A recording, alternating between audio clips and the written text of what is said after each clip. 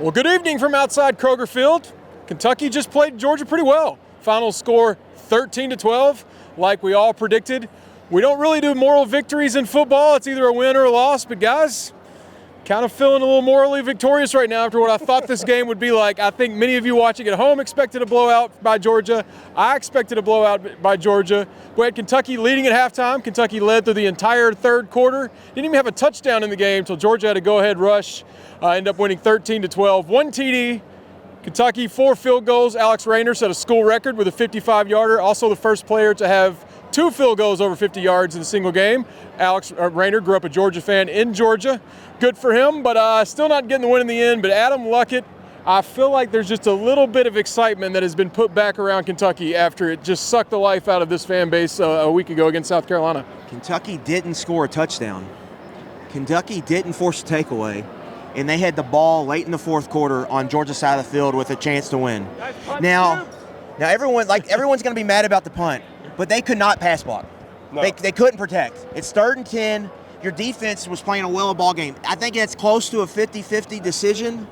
I get why he did it because, Nick, if you don't get it, they're 15 yards away, and they've got a kid that can bang it from 50, their kicker. Yeah. So you're kind of in no man's land in that position. I didn't hate what they did.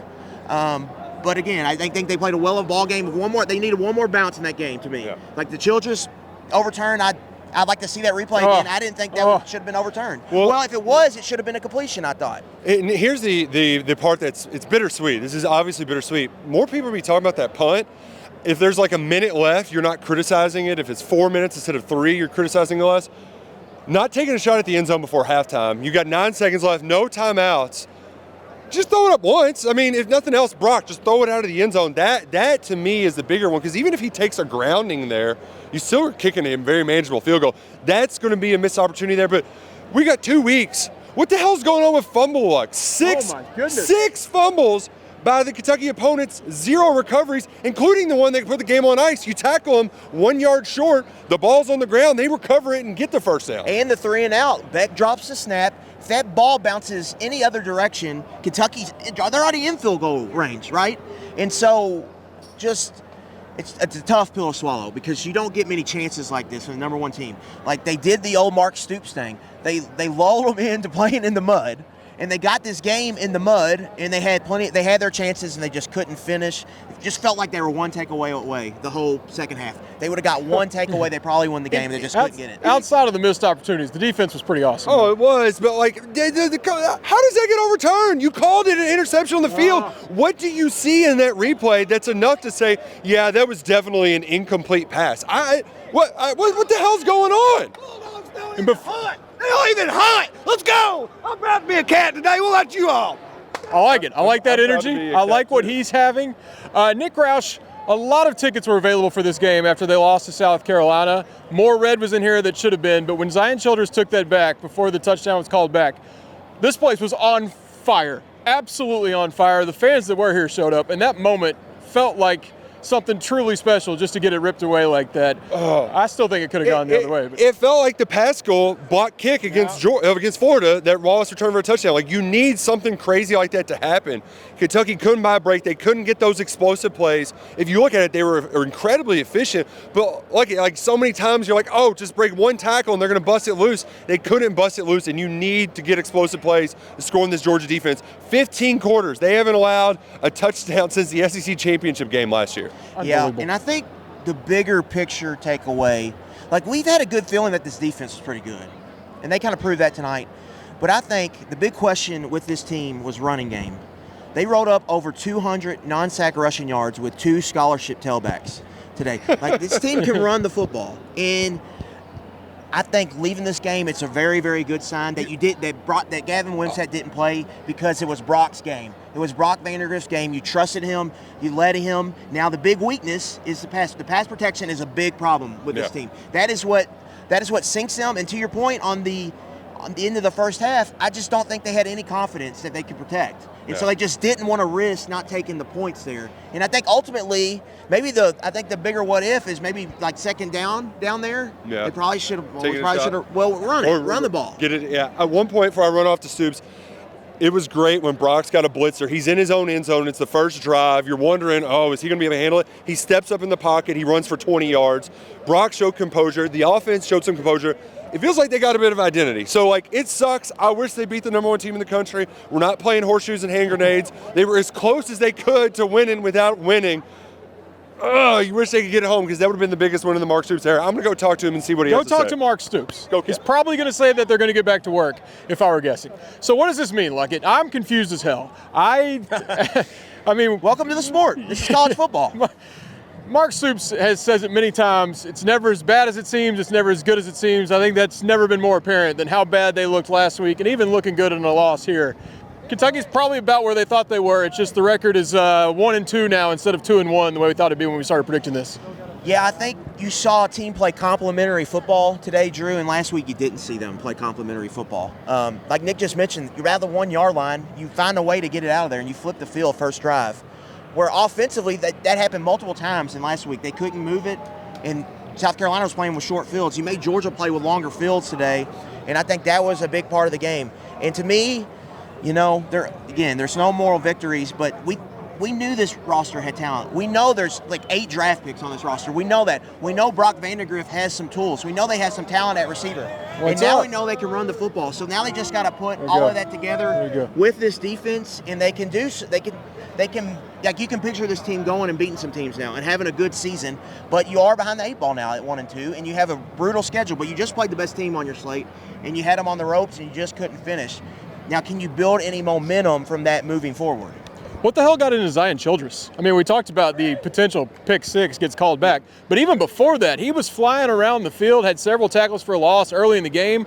I mean, he was looking like a stud out there today against Georgia. I mean, for a lot of that game, when Georgia had the ball, he looked like the best player on the field. I mean, that was when he talks to draft teams, he's going to be like, hey, watch my Georgia tape. Yeah. And so that was a good sign to see because I think safety has kind of been a little bit of a position of weakness to this point. I thought Ty Bryant had a big TFL to force a field goal in the third quarter. And so I think there's a lot more good than bad out of this game, and you can see a team, and not only you can see a team with a Mark Stoops identity. Really good defense, and can run the football, and you got explosive guys on the outside. If you can just figure out the pass game and the protection, some point, the pieces are there. Now you got to put it together. It makes last week sting a little bit, but Drew, you wanted to see resolve. You wanted to see fight as we got, I think, some of the team going through here. We got some action. What we got going on over here, Steven? Feel free to go film them. We'll keep yapping. You mentioned this a little bit already, the run game looking good, but do we think Demi Sumo Karngbe had this in him? Great start to his season, having to step up and carry the load with Chip Trainum out. Even the last 2 weeks, I thought he ran the ball hard with some physicality on a small frame. And Wilcox, I mean, he's got a little extra gear there for Kentucky. And they've done all this without Chip Trainum. They've got some dudes, in the Jason Patterson, Jamarian Wilcox. You like the future of this running game. And again, Mark Stoops teams, they need to be able to run the football with efficiency. And this group proved against probably the best run defense they're going to see all year that they can do that. We're seeing some of the guys head over to their training facility here. Do a little press conference coming up. This is one of the cooler things. First time we've been out here with fans. This is one of the cooler things they do, where fans get to come out here to gate 12 and see the team going from the stadium over to the practice facility. Yeah, and again, it's a really tough loss. It's going to be a tough pill to swallow. It's going to be a banged and bruised team. And Drew, we've seen this program really struggle in the game after Georgia. You get a MAC opponent next week. I think that's really important. And then you get to go take another swing at a top 10 team. Ole Miss beat Wake, I think, 35-6 tonight. So they might be in that top 3 when you go down there. So, again, the schedule is going to be full of top 10 swings this season. We'll see if Kentucky can get one. But you just hope this wasn't the best opportunity and they let it slip through their fingers. Yeah, I hate for Alex Raynor to have such a good game. Since McGinnis left, we haven't had much of a kicking game until he showed up last year as a transfer. Had a great season, and to have the game he did, as we said to start the show, a kid from Georgia hitting 2 from 50 yards. I wanted them to get him in position for one more. Let him have that game winner. He was just on KSR yesterday, feeling a little bit of that magic from the interview he did with us, but kind of controversial at the end. They went away from the run at the end.